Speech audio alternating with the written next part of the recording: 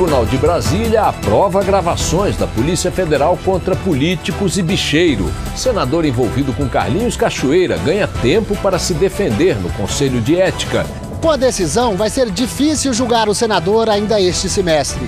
Violência sem limite. A advogada se assusta com assalto e é morta por bandido. Em média, uma pessoa é assassinada por dia em assaltos no estado de São Paulo. Crise na Europa domina primeiro dia do G20 no México. Com faróis de neblina, bancos antecipam balanço do fim deste ano. Inflação em baixa e economia também. Na reportagem especial, cientistas questionam influência humana no aquecimento da Terra. Frente fria ganha força, provoca temporais no Paraná e vira o tempo amanhã em São Paulo. Contusões no Brasileiro desfalcam times na reta final da Copa do Brasil e da Libertadores. Itália e Espanha confirmam favoritismo e se classificam para a próxima fase da Eurocopa. É o gol da classificação da Espanha! Motorista bêbado atropela pedestre 2 vezes na China. Sejam bem-vindos, o Jornal da Band está começando. Jornal da Band. Oferecimento Caixa, o maior incentivador do esporte brasileiro. Petrobras, o desafio é a nossa energia. E Casas Bahia, facilidades no carnê com dedicação total.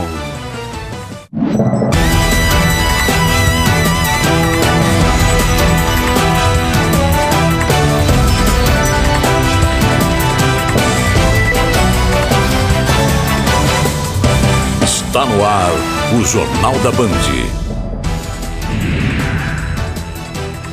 Boa noite. Mais um flagrante da violência extrema dos bandidos.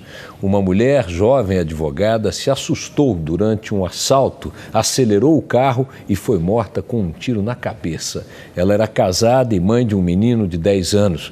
É o caso de mais uma família destruída pela criminalidade, desta vez em São Paulo. Imagens das câmeras de segurança de um prédio vizinho flagraram o crime. Este carro preto estava parado havia pouco tempo em uma rua movimentada da zona sul de São Paulo. Dentro, as primas Renata e Carolina, que são vizinhas, se despediam depois de passar a noite com amigas num bar. Foi neste momento que os bandidos chegaram. Um deles, armado, anunciou o assalto. Se aproximou, ele apontou a arma, eu falei, ele vai atirar. Ela deu um grito, começou a acelerar o carro.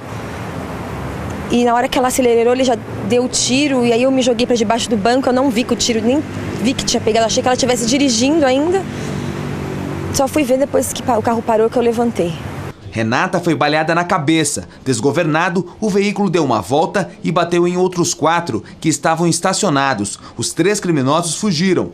Um deles não demonstrou pressa em escapar. As imagens seguintes mostram muita fumaça e o desespero das pessoas. Conseguiram abrir a porta e ela já estava com o tiro na cabeça. E a outra moça gritando. Casada e mãe de um garoto de 10 anos, a advogada Renata Moraes, de 38 anos, morreu no hospital. A polícia passou o dia em busca de pistas dos bandidos. A morte de Renata é mais um número nas estatísticas da violência em São Paulo. Assim como a advogada, a maioria das vítimas assassinadas em assaltos é atacada à noite e perto de casa. Em média, uma pessoa morre em latrocínios no estado todos os dias. A polícia não consegue esclarecer nem a metade dos crimes. Cada vez eles têm mais liberdade. Sabe que não vai acontecer nada, não vai ficar preso nem nada. Também na Zona Sul, um bandido foi morto porque a vítima escolhida era um policial civil. Depois de roubar o carro de uma mulher, o assaltante resolveu trocá-lo metros à frente por um modelo mais luxuoso. O dono do veículo, um investigador, reagiu e matou o ladrão. Na Zona Leste, um PM foi morto com vários tiros quando chegava de carro na porta de casa. A polícia acredita que foi uma execução, já que nada foi roubado. Assassinato ou suicídio? Investigadores ainda têm dúvidas sobre a morte da irmã da modelo Ângela Bismarck. Escrivã da Polícia Federal, Angelina dos Santos, morreu durante uma briga entre seu namorado e o ex-marido, que também foi morto. O crime aconteceu sexta-feira em Niterói, no Grande Rio. Uma tragédia anunciada. Essa foi a afirmação de parentes e amigos durante o enterro de Angelina Filgueiras dos Santos, irmã da modelo Ângela Bismarck. A relação da escrivã da Polícia Federal com o ex-marido, Márcio Luiz Dias Fonseca, era tumultuada desde a separação há 3 meses. Angelina passava por tratamento psiquiátrico por causa das perseguições dele. Um dos defeitos que eu via foi essa possessão, essa coisa de querer ela compulsivamente e ele não saber controlar isso. Quer dizer, isso se tornou uma doença. Na última sexta-feira, Angelina estava em casa, em Niterói, com o namorado, o engenheiro civil Joumar Wagner Alves Milato, quando Márcio invadiu o local armado. Na versão do namorado da vítima, Angelina teria conseguido retirar a arma do ex-marido e, em seguida, teria disparado contra o próprio peito. Ela morreu na hora. O namorado, então, pegou a arma e disparou outros 3 tiros contra o ex-marido de Angelina, que também morreu. Uma filha adotiva de Angelina estava em casa no momento do crime. O engenheiro civil afirmou à polícia que agiu em legítima defesa e está em liberdade. Agora a polícia aguarda o resultado de laudos periciais para confrontar com a versão apresentada pelo namorado de Angelina. Mas o delegado que investiga o caso já adiantou que Joumar vai ser indiciado por homicídio doloso quando há intenção de matar. Ele está respondendo em liberdade, ele está colaborando com as investigações, se mostrou... ele comparece a todas as intimações. Uma reconstituição está descartada? Eu não descarto. Num primeiro momento não estou vendo necessidade. A principal dúvida do caso, se Angelina foi assassinada ou tirou a própria vida, permanece sem resposta. Essa semana, familiares devem prestar novo depoimento à polícia para ajudar nas investigações. A comissão de juristas que estuda a reforma do Código Penal encerrou os trabalhos hoje. O projeto final vai ser entregue ao Senado na próxima semana. Uma das propostas já é polêmica: a liberação do porte de drogas em pequena quantidade para uso próprio. O ministro do STJ, Gilson Dipp, que preside a comissão, afirma que ainda assim a lei seria mais rigorosa que a atual e argumenta que a proposta proíbe o consumo em locais públicos e também na presença de crianças. Autoridades paraguaias investigam a ação de guerrilheiros no confronto que deixou 18 mortos na última sexta-feira. O conflito armado aconteceu numa fazenda invadida. Morreram no tiroteio 7 policiais e 11 sem terra. O vídeo mostra o começo do confronto entre policiais e os sem terra que ocuparam a fazenda Morumbi há 3 semanas. A equipe da Band não pôde passar e acompanhamos tudo de longe. Mas pelo celular, um dos policiais registrou o conflito. A tropa de choque com capacetes e escudos segue em direção ao acampamento dos invasores. A situação aparenta tranquilidade. De repente começa a correria e uma intensa troca de tiros.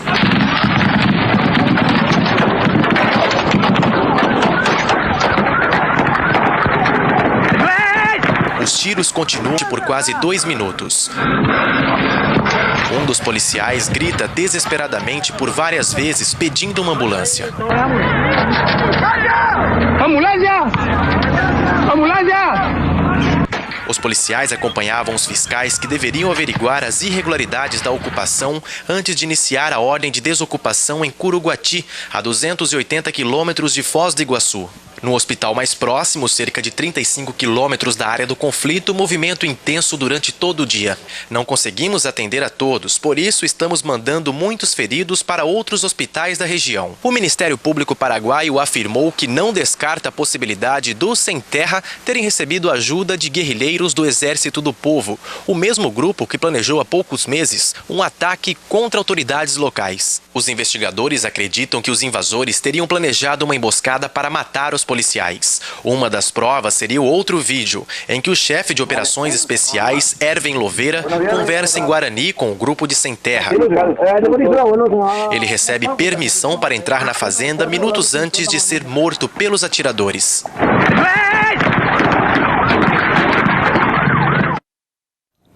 Uma concessionária de caminhões foi assaltada 2 vezes na mesma semana em São Paulo.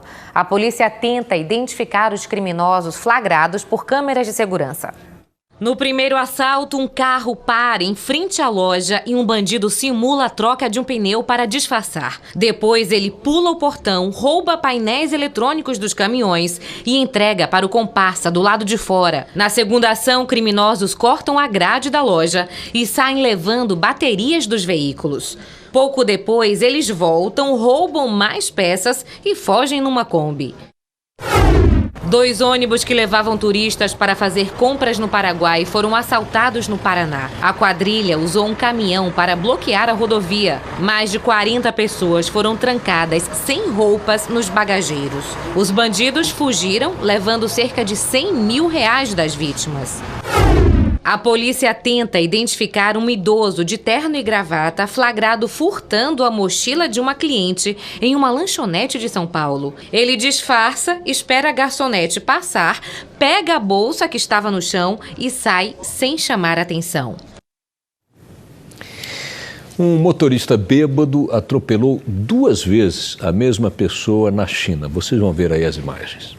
Um homem e uma mulher atravessavam a rua na faixa de pedestres quando foram atingidos por um carro em alta velocidade. O motorista abriu a porta e tentou sair para socorrer os feridos, mas se esqueceu de puxar o freio de mão. O carro continuou se movimentando e passou por cima da mulher. As 2 vítimas foram levadas para o hospital em estado grave.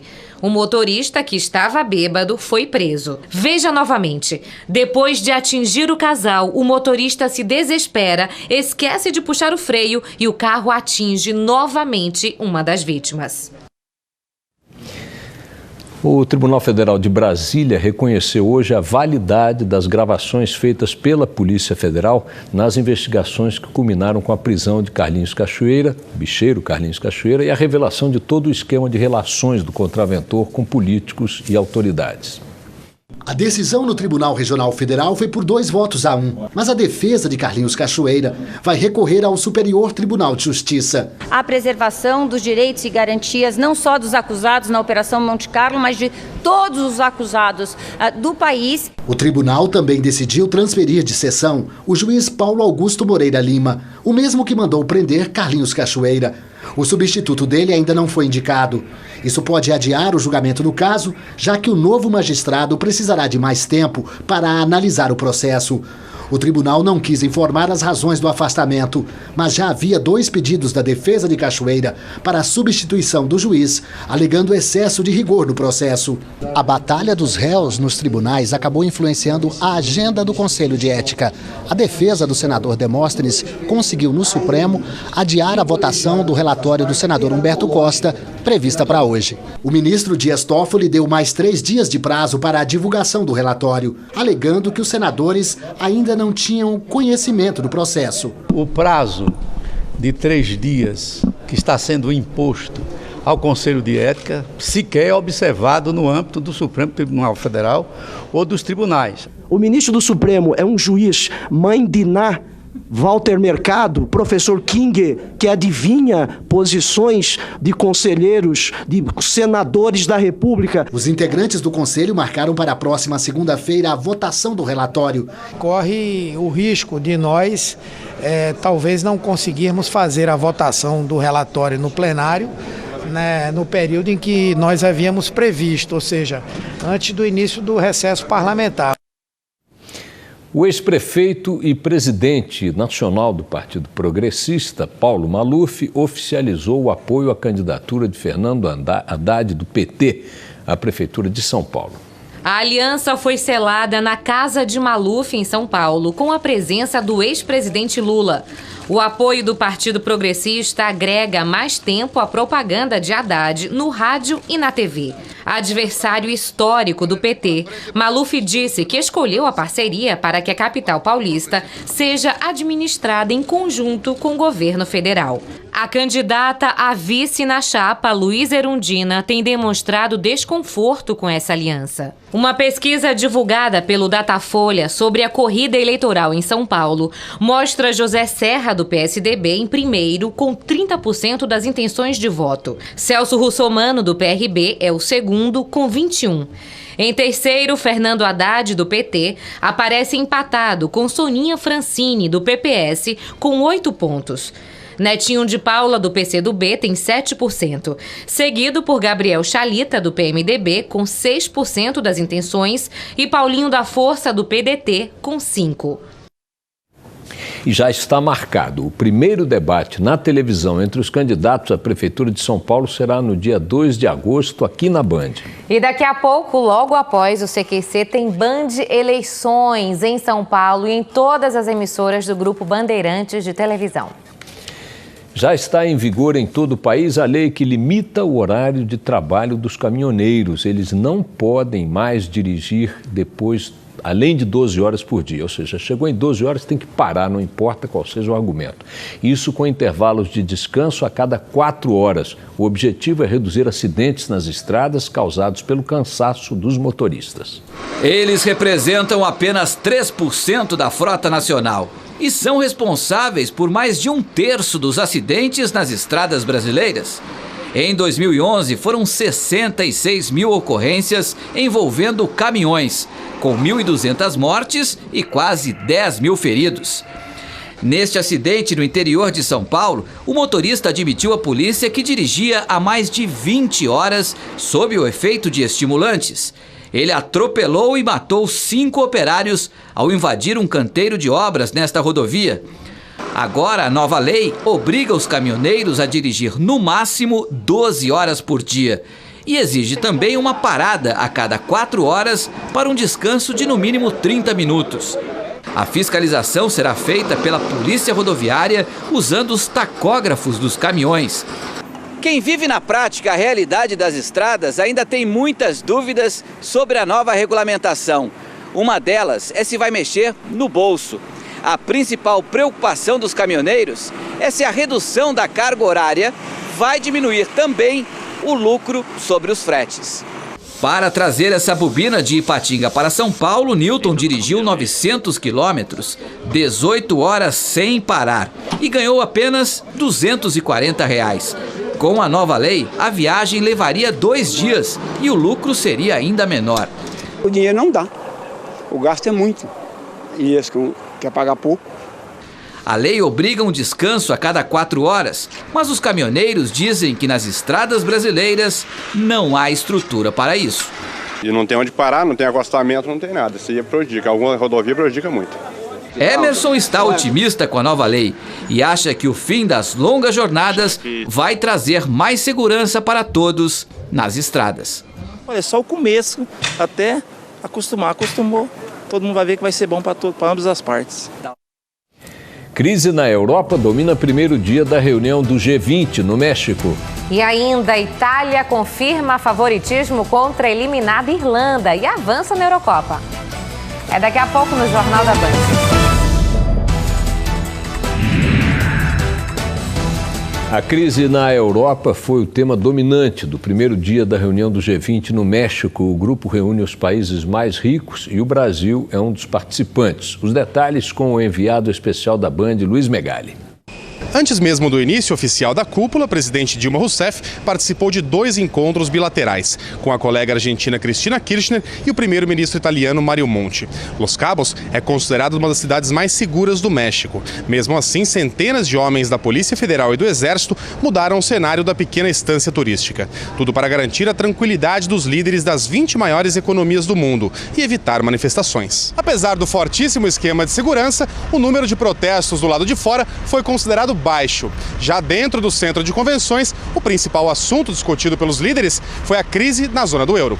Após o encontro com o presidente mexicano Felipe Calderón, Barack Obama afirmou que o baixo crescimento na Europa é uma preocupação para todos os países. O americano pediu para que nos próximos 2 dias os líderes se esforcem para gerar condições que permitam a retomada da expansão econômica mundial. Já as nações que formam o grupo dos BRICS confirmaram que vão colaborar para um aporte mundial de mais de 400 bilhões de dólares ao Fundo Monetário Internacional. Mas Brasil, Índia, China, Rússia e África do Sul condicionam a liberação do dinheiro a reformas que dariam aos países emergentes mais peso nas votações do organismo. Esse tipo de fundo é algo importante para a confiança, porque é algo que se deteriorou nessa crise que nós estamos vivendo, é a confiança dos mercados, a confiança nos cidadãos, na capacidade de gestão dos governos e nas soluções que estão sendo dadas, principalmente pelos países europeus.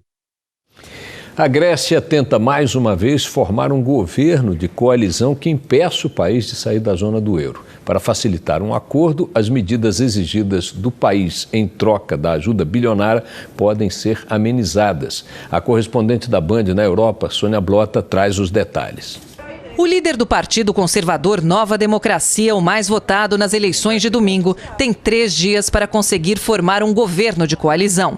Antoni Samara já conseguiu o apoio da legenda de esquerda PASOK, de Evangelos Venizelos. Os dois defendem a manutenção dos cortes de gastos e do acordo financeiro fechado com a União Europeia. O problema é o Syriza, partido da esquerda radical, que ficou em segundo lugar e não aceita os termos do pacote de ajuda internacional. Agora, líderes europeus começam a falar em flexibilização das medidas de austeridade e até em estimular o crescimento na Grécia. Aqui na França, o governo socialista, depois de 30 anos, conquistou maioria absoluta no parlamento. Com a vitória, François Hollande deve começar a cumprir promessas de campanha, como a de aumentar os impostos para os mais ricos. Por outro lado, a eleição legislativa não foi boa para 3 conhecidos políticos franceses. O centrista François Bayrou e Marine Le Pen, de extrema-direita, chegaram a ser candidatos à presidência, mas não se elegeram nem como deputados. Já a ex-mulher de Hollande, mãe de seus 4 filhos e presidente do Partido Socialista, Ségolène Royal, perdeu sua cadeira, depois que a atual primeira-dama, Valérie Trierweiler, declarou apoio na internet ao rival dela, uma saia justa que o presidente terá de contornar. Sônia Blota, de Paris, para o Jornal da Band. E como vimos aí também no trato da Europa, governos das 20 maiores economias do mundo, o G20, eles continuam atarantados. Não discutem, aliás, eles ainda discutem 2 vezes por ano qual é a luz no fim do túnel da Europa. Pois até agora, nem hoje, ainda não conseguiram achar o túnel. Com luz ou sem luz é o de menos, é secundário. Ou seja, de crise em crise, eles ainda não sabem como fazer a coisa certa. Se é que já sabem como se faz a coisa errada. A junta militar, que está no poder no Egito, promete passar o comando do país até o fim do mês. Integrantes das Forças Armadas assumiram o governo depois da queda do ditador Hosni Mubarak no começo do ano passado. Ontem, os militares que já governavam o Egito passaram também a exercer o poder legislativo depois da dissolução do parlamento por decisão da justiça. Novas eleições legislativas só vão acontecer depois da aprovação por referendo de uma nova Constituição. No fim de semana, os egípcios foram às urnas para o segundo turno das eleições presidenciais. O candidato da Irmandade Muçulmana, Mohamed Morsi, anunciou ter obtido 52% dos votos contra 48% de Ahmed Shafik, ex-premier da ditadura Mubarak. O resultado sai daqui a 3 dias.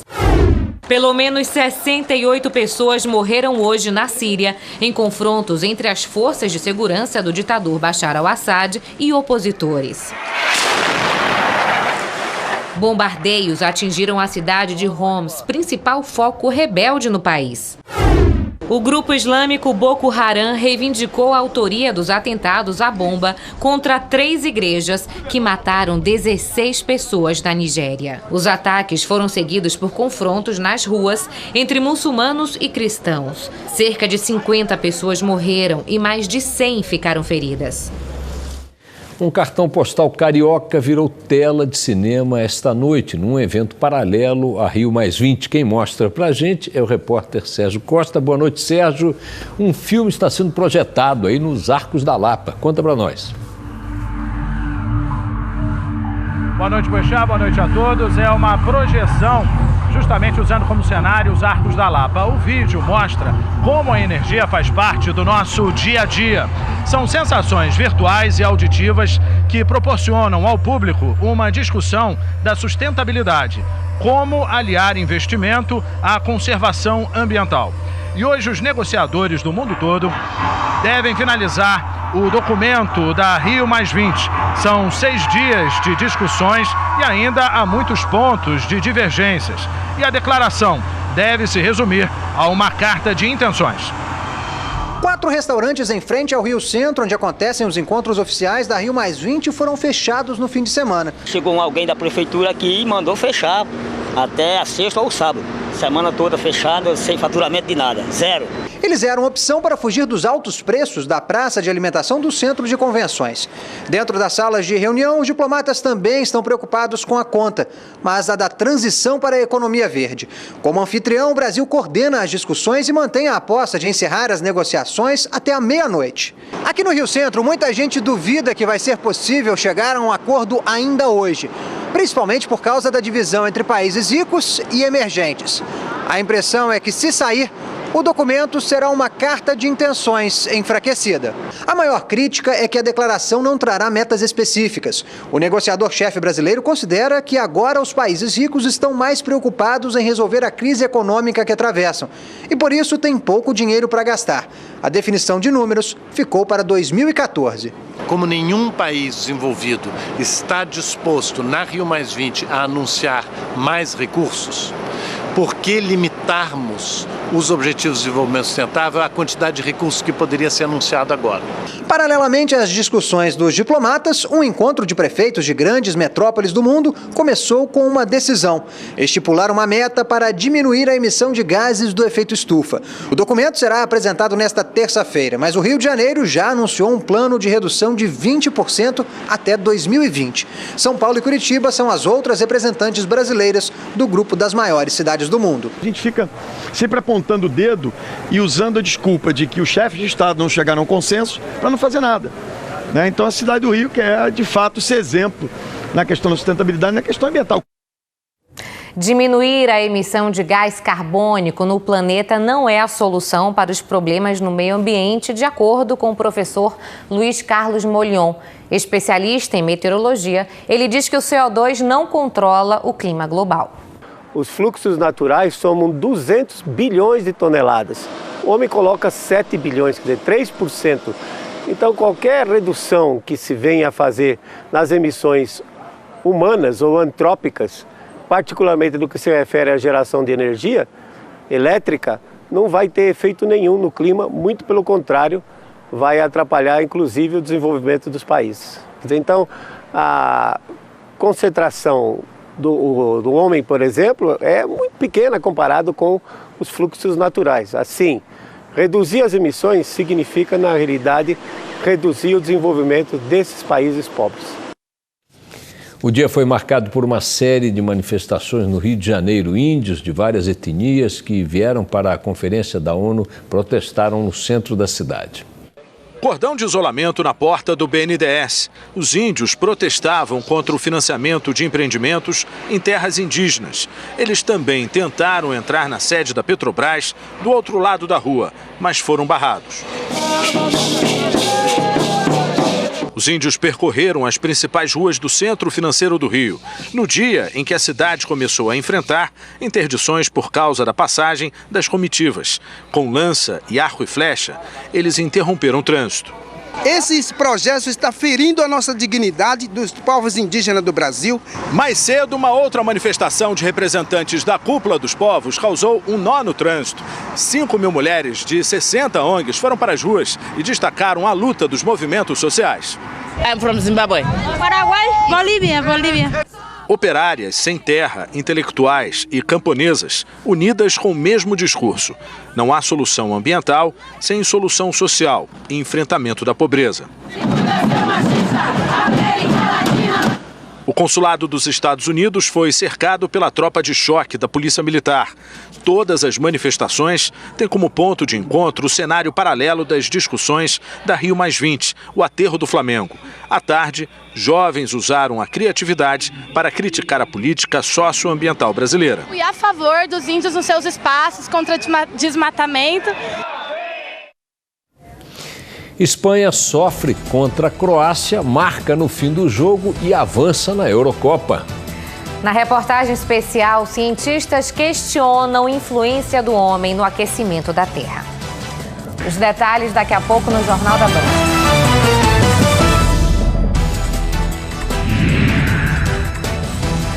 Na semana em que o mundo está com os olhos voltados para o meio ambiente, uma discussão científica coloca em xeque uma afirmação que muitos consideravam verdadeira. O mundo está realmente aquecendo? Até que ponto o homem influencia o clima na Terra?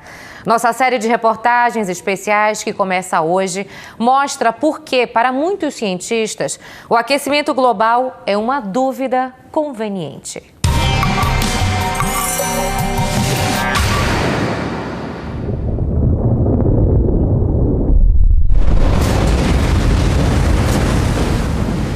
O fim do mundo pode estar bem próximo.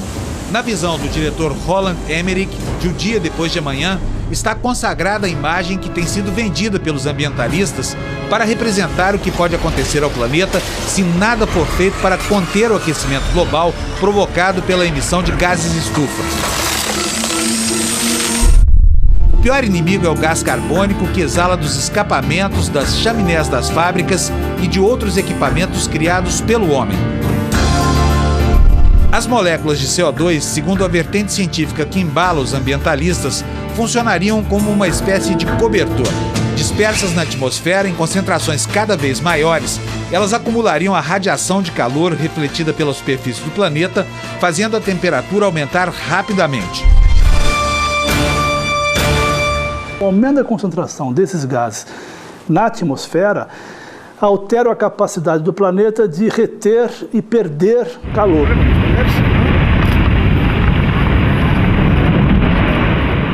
A água que se desprende do gelo já estaria produzindo um aumento do nível do mar, que em pouco tempo, com a aceleração desse processo, dizimaria cidades que concentram a maior parte da população mundial. Isso vai ter impactos em área urbana, com a elevação dos oceanos em toda a região litorânea, vai ter impacto sobre a vegetação natural, né, com perda de florestas naturalmente pelo aumento da temperatura, você vai ter impactos na produção agrícola e pecuária, ou seja, conjunto de elementos que vão ser alterados. Muita gente critica essas previsões. Um grupo de cientistas articulado por professores do MIT, o renomado Instituto Americano, tenta demonstrar que o aquecimento do globo não é produto da ação do homem. Essas variações climáticas seriam decorrentes de processos naturais, determinados pela inclinação do eixo da Terra em 27,5 graus, pela ação da gravidade da Lua, que atrai o mar para ela, pelas variações da órbita terrestre, que não é circular, é elíptica, e pela intensidade da atividade solar. No Brasil, o maior expoente dos cientistas céticos é o professor Luiz Carlos Molion. Graduado em Física, tornou-se doutor em Meteorologia pela Universidade de Wisconsin e pós-doutor em Hidrologia de Florestas. Professor titular da Universidade de Alagoas, Molion contesta os crédulos no aquecimento global em seu princípio fundamental, a teoria do efeito estufa. Ele não existe. O que existe é um ar aquecido em contato com a superfície quente. Agora, as pessoas dizem, não, mas está muito mais quente hoje. Por quê? Porque hoje a densidade demográfica, distribuição demográfica, mudou completamente. No Brasil, 80% da população vive nas grandes cidades. E a grande cidade ela tem um microclima. Ela é muito mais quente do que o espaço em volta que está vegetado. Num espaço vegetado, quando chove, o calor do sol é usado para evaporar a água e refresca o ar. Na cidade, a água chove e vai embora pela enxurrada. Não tem água para evaporar. Então, quando o sol vem, ele aquece o asfalto, os edifícios, e o cidadão urbano tem a impressão de que o mundo está se aquecendo. Mas, na realidade, é o microclima dele urbano que está 4 a 5 graus mais quente. E esse efeito é muito local. Ele não se espalha globalmente. As posições do professor Molion divergem radicalmente das conclusões do painel intergovernamental para a mudança do clima. O planeta já se aqueceu cerca de 0,8 graus centígrados desde a Revolução Industrial. E a causa desse aumento, muito provável, dentro de 95% de probabilidade, é o aumento da concentração dos gases de efeito estufa na atmosfera. Apesar da força quase hegemônica dos aquecimentistas, a corrente sofreu um baque duro no mês retrasado, quando um dos mais radicais defensores da teoria do aquecimento fez uma severa autocrítica e admitiu que estava errado. O nome desse cientista é James Lovelock, autor da chamada Hipótese de Gaia. Foram as previsões dele que inspiraram as imagens apocalípticas do filme O Dia Depois de Amanhã. Numa entrevista bombástica ao site da rede NBC, ele admitiu que os fenômenos previstos haviam contrariado as previsões e não estavam acontecendo. A visão apocalíptica das consequências do aquecimento global foi propalada ao redor do planeta pelo ex-vice-presidente norte-americano Al Gore. O documentário produzido por ele, Uma Verdade Inconveniente, foi reproduzido exaustivamente nos últimos anos. Mas a verdade expressa não é algo inquestionável. Para o filósofo Mário Sérgio Cortella, trata-se de um milenarismo, a perspectiva do fim do mundo que ocorre de tempos em tempos. Isso é recorrente na história dos povos na humanidade. Ao tornar muito densa uma problemática, um grupo decide caminhar na busca de uma racionalidade para a solução e uma parte das pessoas decide partir para a política desvairada, né, que é aquela que tudo é ameaça, tudo é perigoso, né, tudo é catastrófico, aquilo que os gregos chamavam de hecatombe. Na sociedade contemporânea, milenarismos têm acontecido com muito mais frequência do que no passado. Basta lembrar do bug do milênio, que iria derrubar aviões, paralisar semáforos, desconectar redes de computadores. Outro milenarismo, a previsão de que o mundo vai acabar no dia 21 de dezembro deste ano, atribuída ao calendário maia. Para Cortella, por trás de todo milenarismo, há um pouco de crueldade contra os grupos de crédulos. Todas as vezes que se anuncia algo que será de fato estrondoso em termos de desastre e ele não advém, isso desacredita a causa. O grande filósofo alemão Hegel, né, no século XIX, ele dizia: quem exagera o argumento prejudica a causa. Não é para desconsiderar os alertas dos ecologistas, mas também não é para cair num braço que leva ao pânico.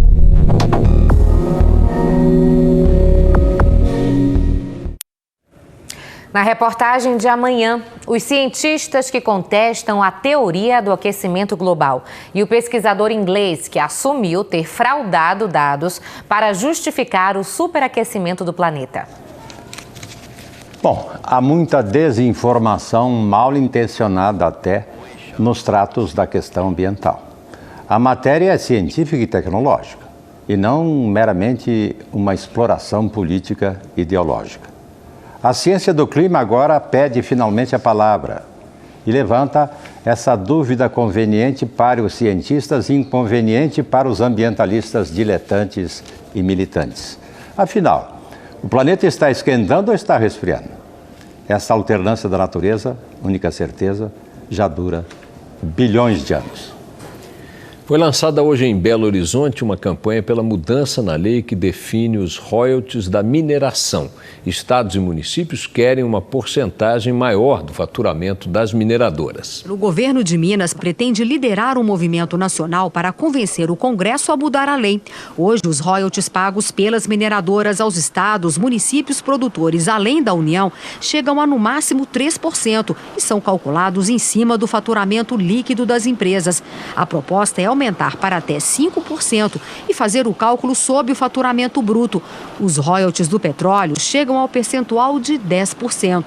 Em 2011, a arrecadação nacional com os royalties do minério chegou a R$1,5 bilhão, enquanto o petróleo rendeu quase 13 bilhões aos cofres públicos. O royalties, ele tem, além do objetivo, talvez primeiro, de recuperação ambiental, vamos dizer assim, das áreas degradadas, ele tem também uma segunda razão de ser, que é exatamente a de possibilitar que uma outra atividade econômica seja fomentada naquela região para suceder a atividade mineradora. É isso que nós queremos.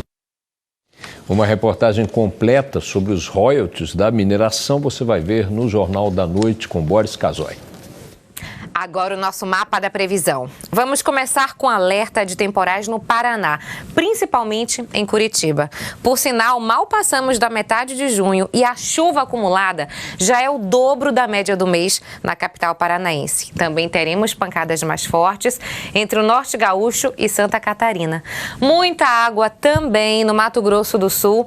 E essa mesma frente fria vira o tempo de vez amanhã em São Paulo. Chove primeiro, logo de manhã, no centro-sul sul do estado, mas os paulistanos também vão ficar com um dia mais chuvoso e friozinho, entre 16 de mínima e a máxima não passa dos 22. Já no Rio, Minas e Espírito Santo, o sol e o calor resistem. Na região norte, sol durante o dia e chuva de fim de tarde. Agora, no interior do Nordeste, nada de água. Os efeitos da estiagem se agravam a cada dia. E no litoral, pancadas mais fortes e a qualquer hora do dia entre Alagoas e o Ceará. Fórmula Indy, um piloto brasileiro subiu no pódio na 8ª etapa da temporada. Uma garoa atrasou a largada no circuito oval de Milwaukee. Quando a pista secou, um duelo de brasileiros no pelotão da frente. Hélio Castro Neves assumiu a 3ª posição ao ultrapassar Rubens Barrichello. Com uma estratégia ousada, Elinho não entrou nos boxes durante uma bandeira amarela e continuou na pista. O piloto da Penske assumiu a liderança, mas não resistiu até o fim. Ryan Hunter-Reay da Andretti apostou em uma tática de pitstops perfeita e venceu pela primeira vez na temporada. O brasileiro Tony Kanaan ficou com a 2ª posição, enquanto Hélio terminou em 6º, 4 posições à frente de Rubinho. A Fórmula Indy volta a acelerar no próximo sábado com a etapa de Iowa. Favoritas Espanha e Itália vencem e estão na próxima fase da Eurocopa. Contusões no Brasileirão desfalcam times na reta final da Copa do Brasil. Não perca, daqui a pouco no Jornal da Band.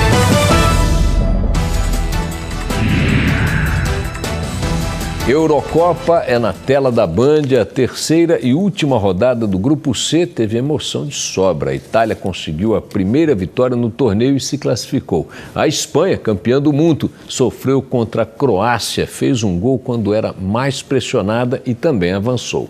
O estádio iluminado em Gdansk, na Polônia, anunciava um fator que seria decisivo no jogo entre Croácia e Espanha: a fé. Se bem que a festa de sempre marcou presença com as mais variadas fantasias. Arbeloa estava de olho, a Croácia assustava. Só um grito daqueles para espantar o mal-olhado. A atual campeã mundial e europeia não estava bem não, e isso se refletia nas arquibancadas.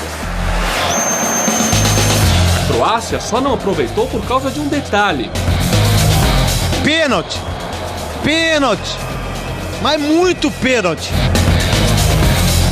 Quando o time xadrez mais pressionava, a Fúria conseguiu um contra-ataque já no fim do jogo. Era o gol da classificação. É da Espanha! Navas! 1-0 placar final. A Espanha garantiu o primeiro lugar do Grupo C. Já os croatas querem mesmo esquecer esse dia. Ainda na Polônia, na cidade de Poznan, o goleiro Buffon da Itália tentou arrancar um sorriso do garoto, sem sucesso. Mas ele esbanjou o fôlego na hora de cantar o hino italiano. Enquanto os já eliminados irlandeses faziam um mar nas arquibancadas. Os torcedores da Azurra buscavam motivos para sorrir. Cassano atendeu o pedido com o primeiro gol. A alegria estava estampada em todo lugar. Nem mesmo o jogo duro conseguiu estragar o bom humor dos italianos, que vibraram mais com o gol de Balotelli. Olha o golaço, parou, tá lá! Fim de jogo, 2-0. Atuação aprovada por Buffon e também pela torcedora. Uma piscadinha só para comprovar. No caminho rumo à decisão, a Espanha ficou no mesmo lado que República Tcheca e Portugal e aguarda o adversário das quartas de final, que será decidido amanhã. Já a Itália foi para outra parte da tabela, com Alemanha e Grécia, e vai enfrentar o vencedor do Grupo D na próxima fase da Eurocopa. E amanhã tem mais decisão na Eurocopa. Inglaterra, França e Ucrânia disputam as 2 últimas vagas nas quartas de final do torneio.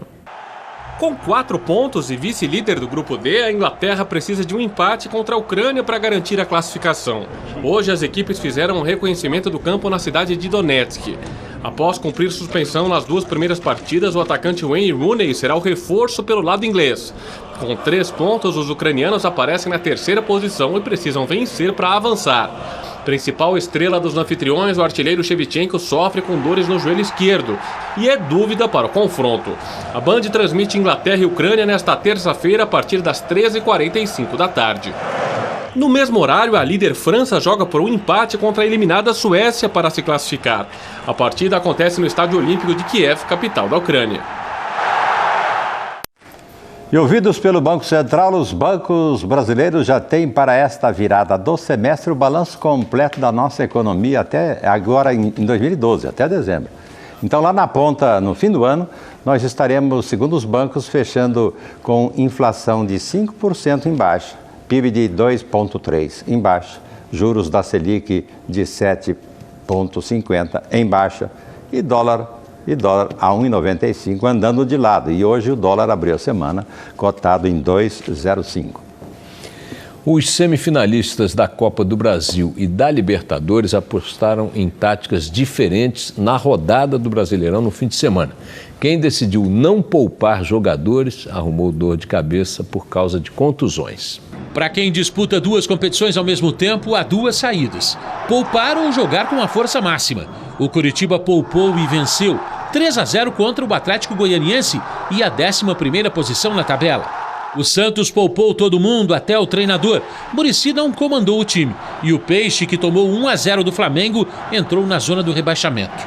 Seu adversário no tira-teima da Libertadores poupou e também se deu mal. O Lanterna Corinthians acabou derrotado em Campinas pela Ponte Preta, placar mínimo, desempenho também. Outros times que disputam duas competições ao mesmo tempo tomaram outra postura, não pouparam ninguém. Assumir essa postura é também assumir o risco que essa postura pode proporcionar, e as contusões entraram em campo. O maior prejudicado, o Palmeiras, time completo contra o líder e o atacante Luan desaba. Estiramento muscular na coxa. Marcos Assunção também pede para sair. No jogo, um empate que tirou o 100% do ainda líder Vasco e manteve o Palmeiras na zona do rebaixamento. Para a sequência da Copa do Brasil, Luan estará fora. Marcos Assunção segue como dúvida para o duelo de quinta-feira contra o Grêmio. Por falar em Grêmio, os gaúchos, com força máxima, perderam para o Náutico e perderam também o zagueiro Werley, que torceu o tornozelo esquerdo. Ele é dúvida para o duelo contra o Palmeiras. Outro time completo, o São Paulo. Vitória contra o Atlético Mineiro, subiu para o 6º lugar, gol de Luiz Fabiano. Um cara que pode ser artilheiro, mas tranquilo, ele não é não. Expulso por reclamação. E para terminar com o tema contusão, o volante Fabrício rompeu o ligamento do joelho esquerdo e passará por uma cirurgia. Está fora da semifinal da Copa do Brasil contra o Coritiba. E pior, só deve retornar aos gramados no ano que vem. A homenagem de um Beatle a Paul McCartney. O músico completa hoje 70 anos de idade. Você vai ver daqui a pouco no Jornal da Band.